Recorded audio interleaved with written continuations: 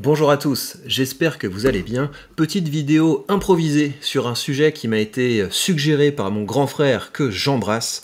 Une vidéo donc sur le discours qu'a fait Hervé Renard à l'Arabie Saoudite, j'espère que c'est ça, à l'Arabie Saoudite, avant le match qu'elle a gagné, si je ne me trompe pas, face à l'Argentine. Je suis désolé, j'ai peut-être pas tout retenu, mais en tout cas c'est un discours de meneur d'hommes. Et pourquoi est-ce que j'ai envie de réagir à ce discours que je n'ai pas vu, mais je pense que ça va nous permettre de mettre une note de bas de page à une vidéo que j'avais déjà faite pour vous. On va commencer par ça, pour avoir un petit peu de contexte et avoir un petit peu de théorie. On va repartir de cette vidéo que j'avais faite sur Pascal Duprat. Pascal Duprat qui donc avait fait un discours à la mi-temps d'un match de Toulouse contre, je ne me souviens plus qui, mais en tout cas Toulouse jouait sa relégation, et à la mi-temps de ce match, ou alors avant ce match, vous voyez à quel point je suis précis, en tout cas Pascal Duprat fait ce discours pour secouer ses troupes, et je trouvais ça intéressant de revenir sur ce discours de Pascal Duprat à la lumière du genre de la harangue, le genre de la harangue, donc à savoir le discours du chef de guerre à ses troupes avant les combats. Et on avait des traces de ces discours chez les historiens. Les historiens reproduisaient de façon plus ou moins romancée les harangues que les chefs militaires faisaient à leurs troupes avant des combats décisifs. Et donc dans cette vidéo, j'avais extrait la structure d'un discours de harangue, et après j'avais essayé de voir si ça ressemblait au discours qu'avait fait Pascal Duprat. Pour qu'on se remette dans le bain, je vous ai donc sélectionné le passage de cette vidéo qui est pertinent pour nous, et après on va regarder, partant de ça, est-ce que le discours que vient de faire Hervé Renard ressemble un petit peu en termes de levier rhétorique. Ça nous permet donc de continuer de développer notre compétence théorique et pratique de la rhétorique. Allez, on se lance. Donc coucou Victor des années... C'était quand? Il y a 2 ans? Ok. Coucou Victor des années 2020, on s'écoute ça. Vu de cette rencontre décisive, se place face à ces hommes... Encore une fois, je vais me foutre à poil devant vous. Je vais vous dire ce que peu de coachs disent. Il leur propose un véritable parcours émotionnel. Il commence par la fierté. Je vous aime parce que vous êtes des dignes représentants d'un sport, d'une corporation. Ce que vous accomplissez, c'est juste gigantesque. Vous méritez de vous maintenir. Une fois que la fierté est sur la table, il va la titiller pour en faire de l'orgueil. Le problème, c'est de savoir si vous avez la capacité intellectuelle, physique, technique de le faire. Mais il y a plus important. Pour qui vous vous battez? Et à la manière d'un Scipion disant à ces hommes que leur bouclier couvre le corps de leurs femmes et leurs enfants, il va changer l'orgueil en détermination. Ce qu'on voit, c'est incontestable. Ce qu'on va voir, c'est des gens qui vous aiment. Et finalement, pourquoi nous faisons tout ça? Quel est le but ultime? C'est de devenir légendaire, c'est de marquer l'histoire. Et Duprat termine donc par l'héroïsme. À l'issue de la rencontre, vous serez des héros. Et on vous devra le fait d'avoir laissé le club en Ligue 1. On saura le souligner. Allez, bon match à tous. Très bien. Donc ça, c'était le discours de Pascal Duprat. Quand je le vois, c'est vrai qu'au niveau de l'invention, donc de la manière dont le discours est structuré, c'est très bien. Au niveau de la performance, on voit que il fait un bon travail d'acteur, si vous voulez. C'est-à-dire qu'il fait l'effort pour se mettre dans la bonne dimension, dans la bonne disposition émotionnelle. Mais peut-être que comme il fait pas souvent ce genre de discours, on sent qu'il se force, on sent qu'il essaie d'aller chercher l'émotion supplémentaire. Et donc il y a quelques petites fausses notes au niveau de la performance. Mais en tout cas, c'est un très bon discours. Et en plus, il a été retenu par l'histoire, car à la suite de ce discours, eh bien, ces hommes ont gagné, et ils ont créé un petit exploit, et donc ça veut dire que si le discours est devenu célèbre, c'est aussi pour ça. Après, évidemment, hein, on peut pas savoir dans quelle mesure ce discours a réellement eu un impact, mais je dirais quand même que quand on est dans des équipes, voilà, ce sont de grands professionnels, donc c'est pas pour les dénigrer que je dis ça. Quand on est dans le cadre d'équipes moyennes, si vous voulez, dans lesquelles il n'y a pas de grandes superstars, il n'y a pas de top joueurs, je pense que le côté motivation, le côté on joue sur l'orgueil, ça compte quand même. Ça compte quand même parce que quand les joueurs n'ont pas la meilleure technique du monde, ce qui va compenser, ça va être quand même au niveau du mental. Je pense. Donc je dirais que c'est... si vous êtes spécialiste du domaine, dites-moi, mais je pense que quand on est sur des équipes qui sont plutôt de bas de tableau, le fait d'avoir un entraîneur qui est un vrai meneur d'hommes, ça doit jouer un petit peu plus. Si vous voulez, si on compare avec... j'imagine qu'un entraîneur comme Pascal Duprat, s'il allait secouer les mecs dans, je sais pas moi, Manchester United, au Real Madrid, ou même en équipe de France, les mecs lui diraient « Non mais tu te calmes Coco, nous on sait très bien ce qu'on a à faire sur le terrain ». Et donc j'imagine qu'un coach dans une équipe de top niveau, il a plus un rôle de discussion tactique avec les joueurs, peut-être un rôle de, je sais pas moi, de diplomate, il a peut-être un rôle de, voilà, doucement essayer d'ajuster les choses, mais les joueurs sont tellement, j'imagine, au-dessus de lui en termes de statut, que le côté, allez, vous allez vous bouger, on va gagner, ça marche peut-être un peu moins bien. Alors, quoi qu'il en soit, je vous rappelle, voilà, donc ça, c'est, si vous voulez, la structure du discours de Pascal Duprat. Il commence donc par activer le levier de la fierté. N'oubliez pas qui vous êtes. Il change la fierté en orgueil. J'entends qu'on doute de vous, il pense que vous n'êtes pas capable.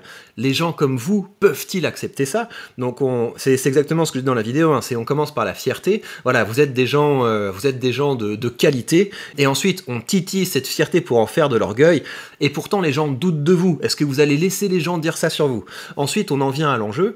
L'objectif c'est que les gens se transcendent, donc c'est pas seulement une question d'ego, on se bat pour quelque chose qui nous dépasse. N'oubliez pas pour qui vous vous battez. Et donc ça, évidemment, dans une harangue militaire, et je pense que si on écoute aujourd'hui les discours autour de la guerre en Ukraine, on va avoir le même genre de levier, c'est mais vous ne vous battez pas pour vous vous battez pour vos familles, vous vous battez pour vos maisons, vous vous battez pour vos enfants, et au-delà de ça, vous vous battez pour l'existence de votre pays.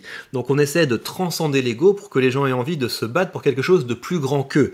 Et finalement, on arrive au dernier stade, ce qu'on veut atteindre, c'est pas seulement une victoire, ce qu'on veut atteindre, c'est la gloire, c'est marquer l'histoire. Donc c'est vraiment effectivement un parcours émotionnel qui vise à disposer les gens à se transcender. Peut-être qu'ils n'ont pas les mêmes compétences, les mêmes capacités, la même technique que ceux qu'il y a en face, mais avec ce petit travail émotionnel, on va les pousser à se transcender. Et donc quand vous vous retrouvez avec une équipe qui est plus forte mais qui se transcende pas face à une équipe qui est moins forte mais qui se transcende, bah c'est comme ça qu'on a des surprises dans le football, et je pense que la rhétorique joue dans le football à ce niveau-là. Alors ceci étant posé, on va voir si avec cette structure à l'esprit, est-ce que ça ressemble un petit peu à ce que nous propose Hervé Renard? Mais je pense que oui, hein. Donc j'ai pas regardé le discours, mais prends un selfie avec Messi, on est vraiment sur le levier de l'orgueil, c'est vous n'êtes pas là pour faire la photo, vous êtes là pour vous battre, ne les respectez pas, essayez de leur marcher dessus, etc. Donc j'imagine qu'on est vraiment sur cette dimension. Alors Hervé Renard, dites-moi son CV, je me souviens plus très bien. De ce que je me souviens, il a joué un peu en France. Il me semble qu'il a également joué enfin, pas joué, je veux dire entraîné en France. Il me semble qu'il a également entraîné en Afrique. Et donc là, oui, c'est ça, c'est l'Arabie Saoudite. J'espère que j'ai dit Arabie Saoudite au début de la vidéo. Mais voilà, donc c'est bien Arabie Saoudite, Argentine. J'espère que je m'étais pas planté au début de la vidéo. Mais on va écouter ça maintenant. Alors, on va se mettre à l'écran. Oui, alors petit disclaimer, merci Le Parisien pour ces images de vidéos. S'il vous plaît, ne me strikez pas cette vidéo, je fais juste mon travail de commentaire, je suis un gars tout seul, donc effectivement je suis dépendant des images que les journalistes peuvent produire. Donc merci Le Parisien, merci Arte, merci TF1, merci BFM, merci tout ce que vous voulez, merci les archives de l'INA. Voilà, je n'ai pas une équipe pour aller prendre des images sur le terrain, donc merci à vous de me permettre de faire ce travail. Et si vous pouvez penser à quelque chose que je peux faire à mon petit niveau pour vous, dites-le moi, je le ferai avec plaisir, comme ça ce sera donnant-donnant. Vous m'aidez à faire mon travail, si je peux vous aider à faire le vôtre, n'hésitez pas à me le dire. Ceci étant posé, on se lance. Voici l'incroyable discours d'Hervé Renard à l'équipe saoudienne, et ben on se délecte d'écouter ça. Hey, this is a pressing. Pressing doesn't mean you will go high. Mati, last time, Messi, at the middle of the pitch, he has the ball, you stay in front of the defense. كورة مع ميسي انت You want to rally, to go to mark him in the middle. تبغى عليه يخرج يروح يغطيه ويضغط عليه. Take your phone, you can make a picture with him if you want. C'est génial. Donc il est en train de les enguirlander. Ces discours sont traduits. Donc c'est un discours à la mi-temps. Donc ça veut dire que l'équipe s'est fait malmener à la mi-temps. Les mecs ont effectivement l'air d'être un petit peu dépités. Ils n'ont pas une attitude de vainqueur. Et donc exactement, ils jouent sur le levier de la fierté. Donc les laissez pas jouer, rentrez-leur dedans. Et donc ça, je sais pas si c'est vrai, mais souvent on dit effectivement qu'il y a des joueurs sur le terrain qui sont un petit peu trop respectés. On leur rentre pas dedans comme s'ils avaient un statut tellement important qu'on les considère un petit petit peu comme des gens qui sont hors du jeu, on les laisse un petit peu faire ce qu'ils veulent, et donc lui il leur dit respectez-vous, rentrez-leur dedans. Et donc il prend cette image, si tu veux tu peux prendre un selfie avec. Donc on est vraiment dans la, il essaie de blesser leur orgueil. Les gars, vous aussi vous êtes des hommes, au bout d'un moment le football c'est 11 mecs contre 11 mecs et ça se joue sur un terrain, on connaît. Je pense que je pourrais faire des discours comme ça à la mi-temps. Alors on va voir s'il y a d'autres choses que je peux extraire de ce discours. Yes, but oh, you are in front of the defense. You have nobody. He's going to follow. Il donne tout. Je suis désolé, mais en fait, sur le discours, il y a pas tellement grand chose à dire, hein, parce que ce qu'il fait, c'est qu'il fait, le gars, il fait le débrief de ce qui s'est passé, il souligne des choses qui ont été ridicules, et ce qui est drôle, c'est que le rôle du traducteur, le traducteur il est aussi complètement dedans, il s'énerve autant qu'Hervé Renard. Je trouve ça très drôle comme scène. Vous me direz ce que vous en pensez. Au plan rhétorique, je suis désolé, hein, c'est pas très riche, mais en tout cas en termes de mise en scène, le gars il est vraiment dedans. With ball you were good. بالكورة احنا كويسين. Did you see what you did? شفتوا ايش سويتوا؟ You don't feel something here? ما حسيتوا بشيء. Ah, c'est bien là. Ah, ça c'est intéressant. Donc il fait également quelque chose qu'on avait vu, c'est qu'il leur redonne de la valeur. Après avoir... donc c'est un petit peu inversé. Il commence par blesser leur orgueil, et après il leur dit « mais ça vous ressemble pas ». Vous n'êtes pas cette caricature de joueur de football, de fanboy de Messi qu'on a vu en première mi-temps. Vous valez mieux que ça. Et donc, il passe en fait, après avoir attaqué leur orgueil, il leur redonne de la valeur pour les amener à se galvaniser. Donc, c'est très intéressant la manière dont il a changé de ton. Vous sentez pas que quelque chose est en train de se passer, donc ça veut dire qu'il a un bon contrôle de ses émotions, parce que pour faire ça, il faut être capable de se mettre dans une disposition émotionnelle, de l'apaiser, et après de passer à une autre disposition émotionnelle. Et donc, si vous voulez, quand des discours comme ça, c'est des discours qui sont semi-préparés.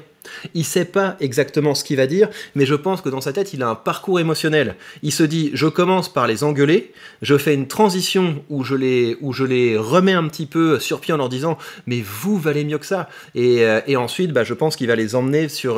Enfin, je sais pas s'il va réussir à les faire... si le discours est bien fait, donc là, ils ont tous l'air complètement abattus, il va réussir à aller chercher les applaudissements. Il va réussir à la fin du discours où tous les mecs vont dire, ouais, on va aller se les faire, on va aller se les faire. Et dans ce cas-là, ce sera un beau discours réussi, mais voilà, on va pas anticiper, on va regarder ce qu'il nous dit ensuite. المناسب اللي تضغط فيه وتكسب. You don't feel we are able to come back? ما كان عندك احساس اننا نقدر نرجع ونعادل؟ You don't feel it? Take play, relax. قاعدين نلعب مرتاحين. Come on guys, come on, this is a worker. رجال شباب هذا كاس عالم. Give everything. نعطي كل شيء. Il essaie de leur transmettre de la force, mais je trouve que le discours tombe quand même un petit peu à plat, parce qu'il n'y a pas de répondant du côté des joueurs. Peut-être qu'en fait, quand on hurle sur les gens, c'est peut-être pas une super idée. Quand on hurle sur les gens, bah, ils vont avoir tendance à se mettre un petit peu en mode caniche qui a fait une bêtise, qui a fait pipi sur le tapis. Je pense qu'il y a une limite à l'utilisation comme ça de la transmission de l'énergie. Donc j'imagine qu'il était très frustré sur le banc de touche, et là il est plus en train d'évacuer sa frustration plutôt que de faire un discours qui est vraiment dans l'intérêt de son public. Pour faire un discours dans l'intérêt de son public, il faut les secouer un petit peu, mais là on a l'impression que la cocotte minute est en train d'exploser, et je sais pas s'il faut vraiment engueuler ses joueurs. Je pense que le côté blesser un petit peu l'orgueil, ensuite leur redonner de la valeur, et ensuite leur dire vous pouvez faire quelque chose, aujourd'hui vous pouvez le faire, et vous allez le faire. Voilà, ça permet de les redynamiser. Là j'ai pas l'impression qu'il est en train de les redynamiser, j'ai l'impression qu'il est encore en train de les abattre. When you are at the edge of the box, you are like this.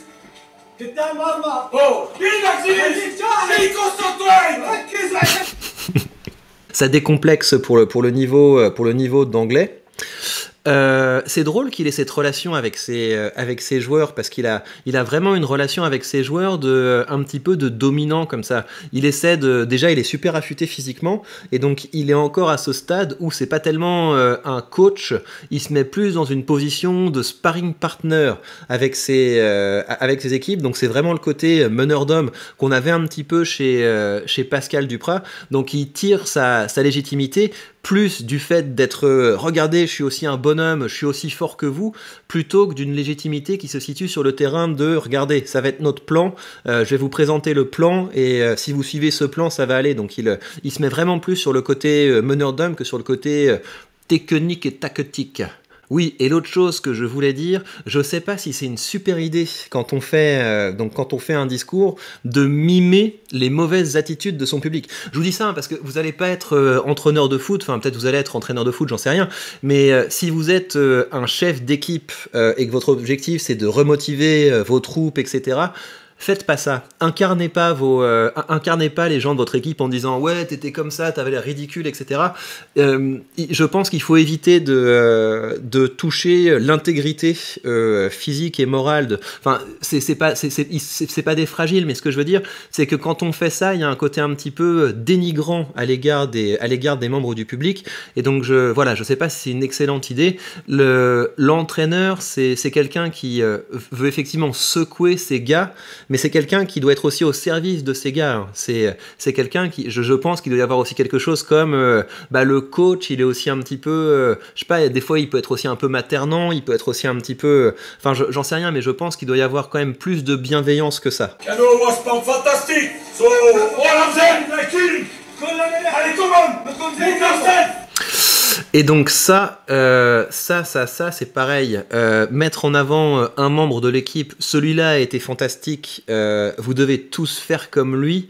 Je sais pas si c'est quelque chose qui est de nature à galvaniser les gens, c'est quelque chose qui est peut-être aussi de nature à alimenter les tensions, enfin j'en sais rien. Moi je vous dis ça, j'ai un petit peu un sens de ce qu'est un bon discours, mais la réalité de ce qu'est un vestiaire de foot, j'en ai absolument aucune idée. Et donc là il fait le dernier truc, il essaie de les galvaniser, mais j'ai l'impression que les réactions c'est pas ouf. Lui il applaudit ou il se cache. Ouais, il coupe juste avant, c'est dommage qu'on n'ait pas la réaction du vestiaire juste après ça. Alors, si on résume, donc c'est un discours, je pense qu'il est semi-improvisé, dans le sens où il avait un peu une idée d'où il voulait emmener ces mecs. Il y a quand même beaucoup de répétitions. Il revient sur certaines choses en fait. C'est un discours qui progresse pas tellement. Normalement, on commence effectivement par attaquer l'orgueil, ensuite on les revalorise, et ensuite on les dispose pour qu'ils se galvanisent. Mais là, il fait des retours en arrière. Il part sur vous sentez pas que quelque chose peut se produire, et après il revient sur regardiez, vous étiez complètement apathique, c'était ridicule. Donc voilà, je pense que ce discours a surtout marché parce que le mec crie fort, parce que c'est assez rigolo la manière dont il se met en scène, parce que c'est assez rigolo aussi le jeu qui se noue avec l'interprète. Ce discours a évidemment va un petit peu marquer l'histoire parce que effectivement l'Arabie Saoudite a créé un exploit absolument gigantesque en battant l'Argentine, mais je suis assez embêté parce que pour le coup j'aurais beaucoup de mal à vous dire que ce discours est un bon discours, donc peut-être qu'il a eu un impact positif, mais pour les raisons que je vous ai évoquées, le fait qu'il va quand même passer trop de temps à dénigrer ces mecs, le fait qu'on a quand même l'impression qu'il est plus en train d'évacuer sa pression que de se mettre au service de son public, je ne dirais pas que c'est un bon discours de meneur, en tout cas en comparaison avec celui de Pascal Duprat, on est sur quelque chose qui est un petit peu plus à l'arrache, un petit peu plus improvisé, mais en tout cas c'est très intéressant d'avoir accès à ce genre de vidéo, parce que ce n'est pas courant qu'on ait des discours comme ça de vestiaire surtout qu'il y a de la tension, hein. Ils sont pas après le match, ils sont vraiment pendant le match, donc le fait que ce soit filmé c'est quand même tout à fait intéressant. Donc j'ai passé un bon moment en regardant ça. Dites-moi ce que vous en avez pensé, n'hésitez pas à me suggérer d'autres vidéos analysées comme ça de façon impromptue, je le ferai probablement avec plaisir. Prenez bien soin de vous et à très vite pour de prochaines vidéos.